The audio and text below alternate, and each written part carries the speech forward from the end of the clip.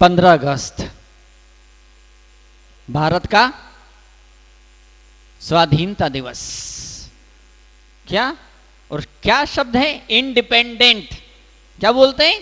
Independent. वो बात बाद में करेंगे, पहले हम श्लोक ले लेते हैं। स्वापि देवोपि देवाश्वा जायताय धर्म किल्बिषा कापि नाम ववेदन्या संपद्धर्माचरीरिणाम संपद्धर्माचरीरिणाम। आचार्य भगवान संबंधभद्र स्वामी इस पवित्र ग्रंथ की टीका करने वाले परम पूज्य आचार्य भगवान प्रभाचंद्र स्वामी और हम सब यहाँ पर उपस्थित और मौजूद लोग, उन प्रभाचंद्र आचार्य महाराज को नहीं मालूम था, उन संबंधभद्र आचार्य महाराज को नहीं मालूम था कि मैं ग्रंथ लिख दूंगा और इतना पॉपुलर होगा, इतना इतना फेमस होगा कि सदियों सदियों तक इस ग्रंथ की गूंज होती रहेगी। आज हम सब बैठे यहाँ पर तो क्यों बैठे? इन आचार्यों की छत्र छाया है। हम ईंट पत्थर सीमेंट की बिल्डिंगों के बीच में नहीं बैठे हैं। ये जो धर्मशाला खड़ी हुई, जो मंदिर खड़े हुए हैं, ईंट सीमेंट लोहा पत्थर से नहीं बने हैं, ऐसे ऐसे महान महान आचार्यों के बलिदान से बने हैं। पूरा जीवन तपस्या में, त्याग में, ज्ञान में, ध्यान में, स्वाध्याय में लगा दिया। क्या?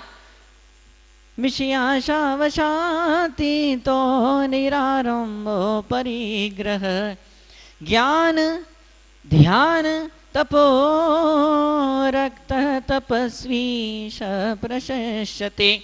ज्ञान होता है। क्या होता है? श्रद्धा के साथ में ज्ञान होता है। अगली सीढ़ी क्या होती है? ध्यान।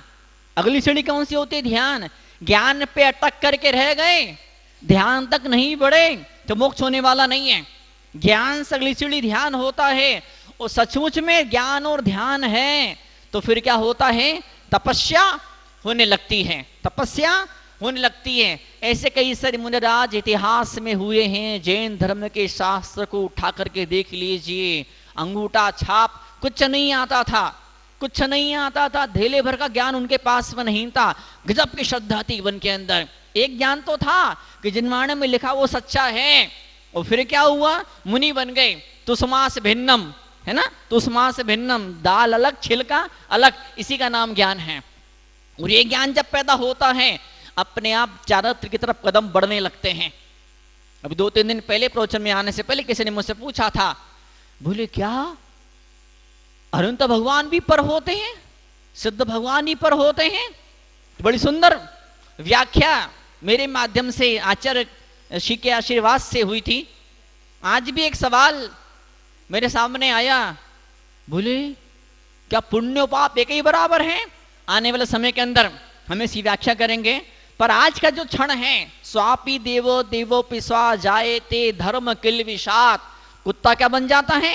भगवान बन जाता है, देवता बन जाता है। देवता का कुत्ता बन जाता है। देवता कुत्ता बनता, कुत्ता भगवान बन जाता है। संबंधभद्र स्वामी के जमाने में अंग्रेजी चलती थी। संबंधभद्र स्वामी बड़े भारी विद्वान थे अंग्रेजी भाषा के। कैसे? स्वा DOG GOD DOG GOD। आप डिसाइड करिए आपको डॉग बनना है कि गॉड बनना है। अंग्रेजी में लिखते हैं, बस एक शब्द यहां से वहां होता, वहां का यहां होता और सारी गड़बड़ सारी हो जाती है। आपको दिमाग में याद रखना पड़ेगा, आपको जेहन में उतारना पड़ेगा, आपको मन मस्तिष्क के अंदर बिल्कुल जैसे किसी हीरे को सहेज करके रखा जाता है, ऐसे दिल की तिजोरी के अंदर सहेज करके रखना पड़ेगा। क्या? धर्म किल्बिषात्, धर्म के प्रभाव से ये सिंपल सा जीव क्या बन जाता है? देवता बन जाता है। और जब मन में अधर्म पैदा होता है, जब मन में पाप पैदा होता है, तो जिन इंसानों को आप देवता बोलते हो, ये तो देवता के समान है। जिस इंसानों को, जिन लोगों को आप देवता बोलते हो, उनके ऊपर समाज थू थू करने लगती है। वही लोग राक्षस और हैवान और शैतान का रूप धारण कर लिया करते जब मन धर्म के जब मन के भीतर धर्म नहीं होता है। पिछले दिनों मैंने सुनाया था, कुछ सालों पहले घटना घटी थी। एक बच्चे ने पादरी ईसाई धर्म के जो गुरु होते हैं, पादरी के बच्चे ने पादरी को मार डाला।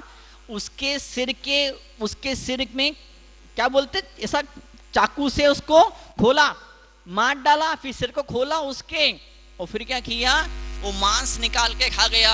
पुलिस वाले आए, पकड़ा, पूछा तूने ऐसा क्यों किया, तूने मारा तो मारा वो ठीक, लेकिन तू बाप का मांस खा गया तो शर्म नहीं आई तुझे?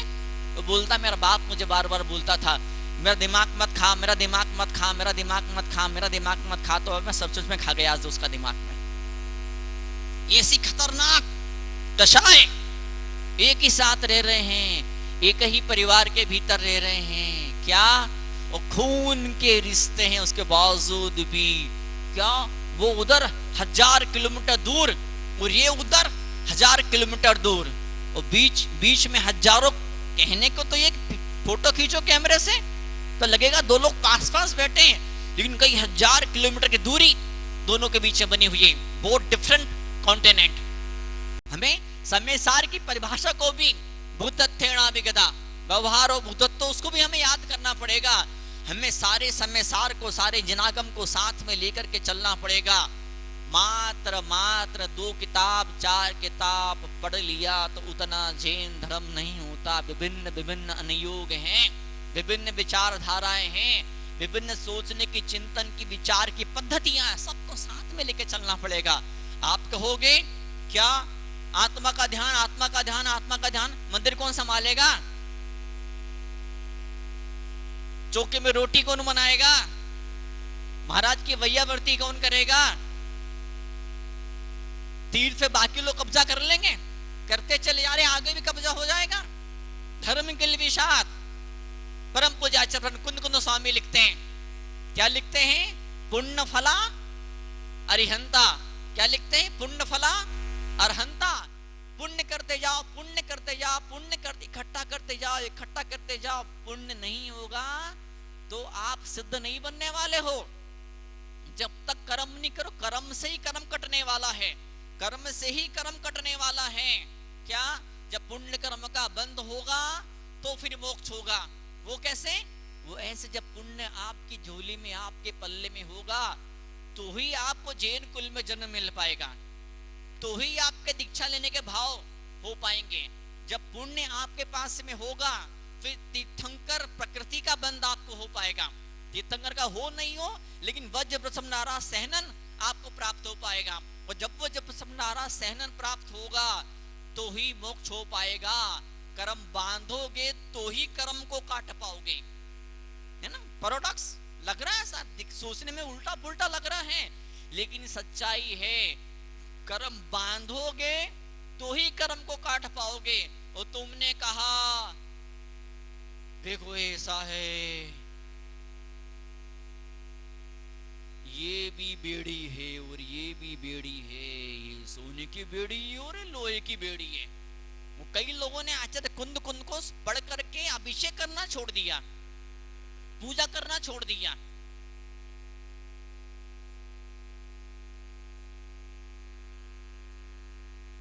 ऐसे चलने वाला नहीं है।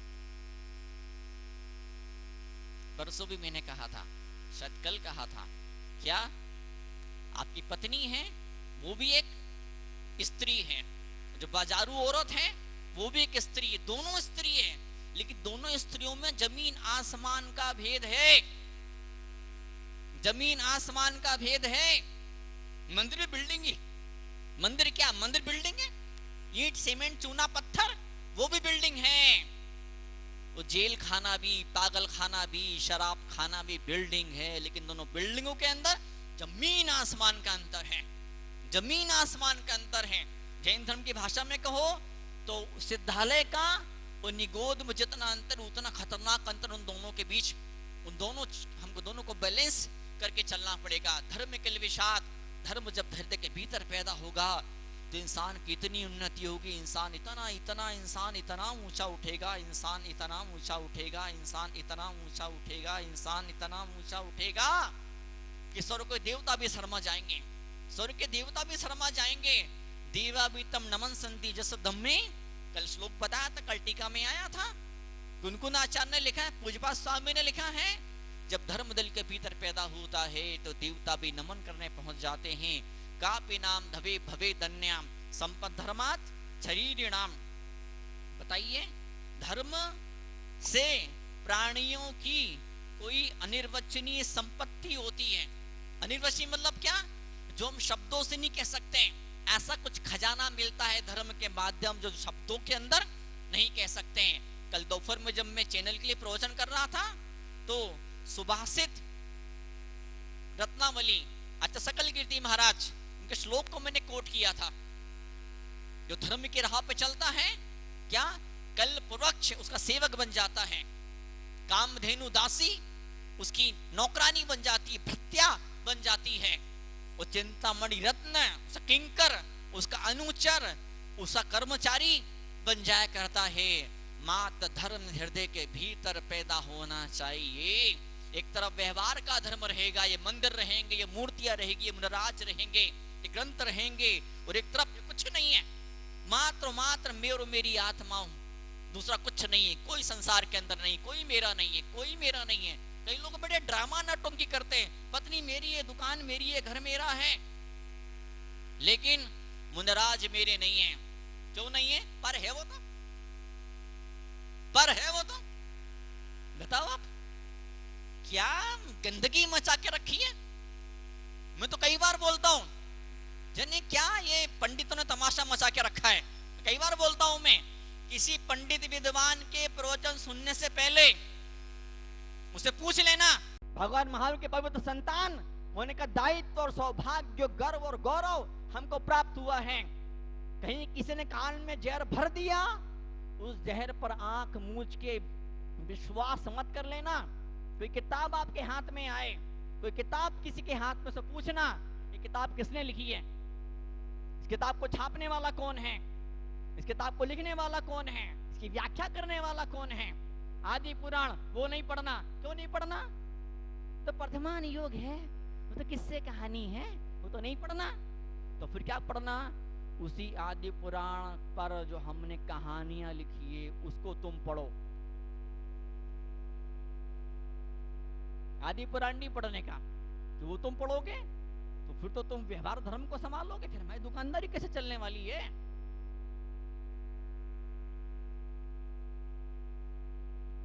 हजार लाख करोड़ों अरब खरब षड्यंत्र हुए हिंदुस्तान की धरती पर गुलाम बनाए रखने के लिए। जन कितने कितने सारे आक्रांता, कितने सारे आक्रमणकर्ता, इतिहास में उठा के देखो मालूम पड़ेगा कितने सारे आक्रमणकर्ता आए। 1947 में देश मुगलों की गुलामी से आजाद नहीं हुआ था, अंग्रेजों की गुलामी से आजाद हुआ था।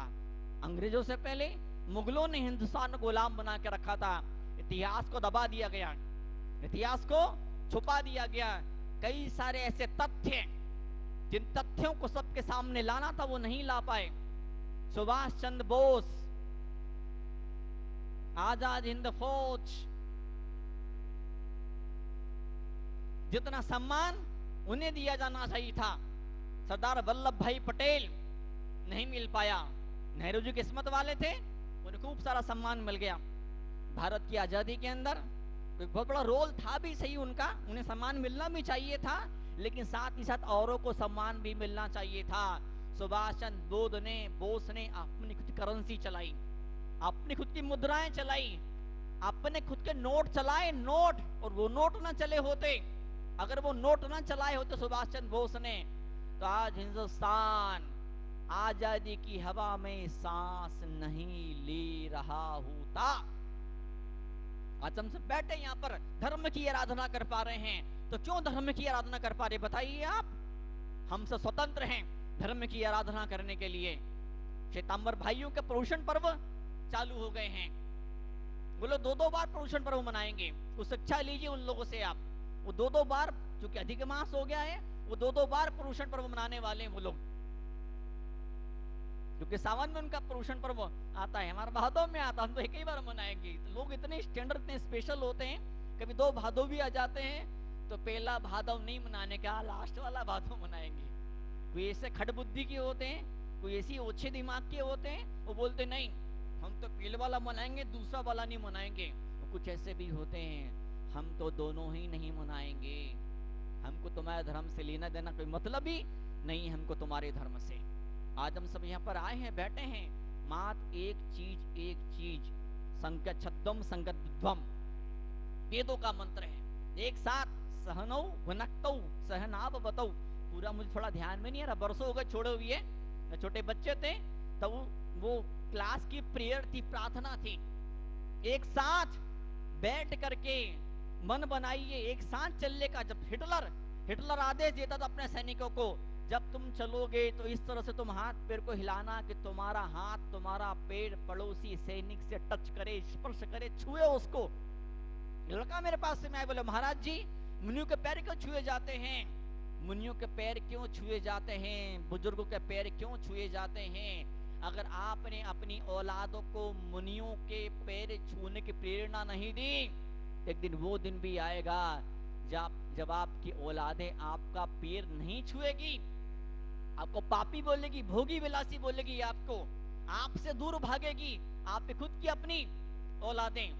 मैं तो कसम खाई, मैं तो नियम लिया है। मैंने तो कोई बच्चा, कोई युवक, कोई युवती मेरे पास में आता है, मैं पूछता ही नहीं कि तेरे कौन से त्याग है, तेरे कौन से नियम है। वो खूब सारे महाराज भरे पड़े दुनिया के अंदर, वो पूछेंगे कि कितने मंदिर जाता कि नहीं जाता। सबसे पहले मैं उससे ये पूछता हूँ, उस बेटी से पूछता हूँ, तुम कहना मानती हो मम्मी पापा का? तुम दादा दादी की सेवा करते हो क्या? अगर ये दो गुण पैदा हो जाएंगे बच्चों के अंदर, कहना मानना और सेवा करना, फिर सारा धर्म, सारा अध्यात्म, सारी संस्कृति अपने आप उसके हृदय के अंदर प्रकट हो जाएगी, आविर्भूत हो जाएगी। अलग से कुछ नहीं करना पड़ेगा। आज मौका है, आज दस्तूर है, एक रिवाज, एक रस्म है। माँ जन्माणी का दामन है, कसम खाइए हम आजाद होंगे। उन सारे शब्दों से, उन सारे विचारों से, जो गंदे शब्द, जो गंदी भावनाएं, जो देशघाती भावनाएं औरों ने दिमाग में डाली है, उन भावनाओं की गुलामियों से आजाद होने का दिन है, मंगल क्षण है। बरसों से आपने यहाँ बैठ के क्या मालूम कितने 15 अगस्त, 26 जनवरी आपने मना ली होगी। क्या मालूम कितने 15 अगस्त, कितनी 26 जनवरी मनाने का सौभाग्य आपको प्राप्त हुआ होगा मुनिराजों के सानिध्य में।